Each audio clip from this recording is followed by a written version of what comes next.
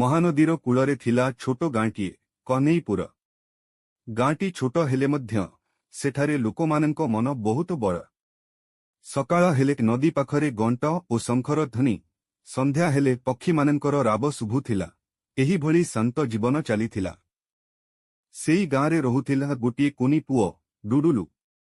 ତାର ବୟସ କେବଳ 10 ବର୍ଷ, କିନ୍ତୁ ସ୍ୱପ୍ନ ବହୁତ ବଡ଼ ଥିଲା। ଆଦିତ୍ୟଙ୍କ ବାପା ଜଣେ ଡଙ୍ଗା ଚାଳକ ଥିଲେ। ମା ଘରେ ରୋଷେଇ କରନ୍ତି। ଗରିବ ହେଲେ ମଧ୍ୟ ସେମାନେ ସତ୍ୟ ଓ ପରିଶ୍ରମକୁ ସବୁଠୁ ବଡ଼ ଧନ ଭାବେ ମାନୁଥିଲେ। ଡୁଡୁଲୁର ସବୁଠୁ ପ୍ରିୟ ସମୟ ଥିଲା ସନ୍ଧ୍ୟାବେଳ।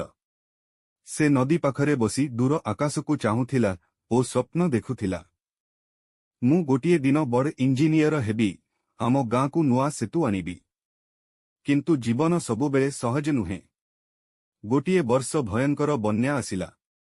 ମହାନଦୀ ରୁଦ୍ର ରୂପ ଧରିଲା। ବହୁତ ଘର ଭାଙ୍ଗିଗଲା, ଚାଷ ଜମି ନଷ୍ଟ ହେଇଗଲା। ଡୁଡୁଲୁ ବାପାଙ୍କ ଡଙ୍ଗା ମଧ୍ୟ ଭାସିଗଲା। ଗାଁର ଅନେକ ଲୋକ ଆଶା ହରାଇଦେଲେ। ସେଇ ସମୟରେ ଡୁଡୁଲୁ ଠିକ୍ କଲା, ମୁଁ ହାର ମାନିବି ନାହିଁ।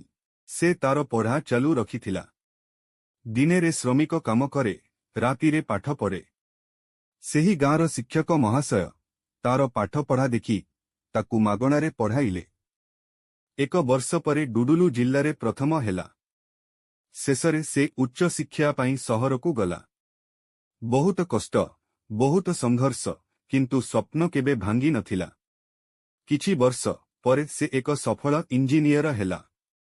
ଏକ ଦିନ ସେ ଗାଁକୁ ଫେରିଲା, ନିଜ ସ୍ୱପ୍ନ ସହିତ। ସରକାରୀ ସହାୟତାରେ ମହାନଦୀ ଉପରେ ଗୋଟିଏ ମଜବୁତ ସେତୁ ତିଆରି କଲା। ଗାଁର ଲୋକମାନଙ୍କ ଆଖିରେ ଲୁହ ଆସିଗଲା। ଡୁଡୁଲୁ, ତୁ ଆମର ଗର୍ବ। ସେଇ ସନ୍ଧ୍ୟାବେଳରେ ଡୁଡୁଲୁ ପୁଣି ନଦୀ ପାଖରେ ବସିଥିଲା। ଆକାଶକୁ ଚାହିଁ ହସିଦେଇ କହିଲା, ସ୍ୱପ୍ନ ଦେଖିବାର ସାହସ ଥିଲେ ସେ ଏକ ଦିନ ସତ୍ୟରେ ପରିଣତ ହୁଏ। ଏଥିରୁ ଆମେ ଏହା ଶିଖିଲେ ଯେ ପରିଶ୍ରମ, ଧୈର୍ଯ୍ୟ ଓ ସ୍ୱପ୍ନରେ ଆସ୍ଥା ରହିଲେ ଯେକୌଣସି ଅସୁବିଧାକୁ ଆମେ ଜୟ କରିପାରିବା।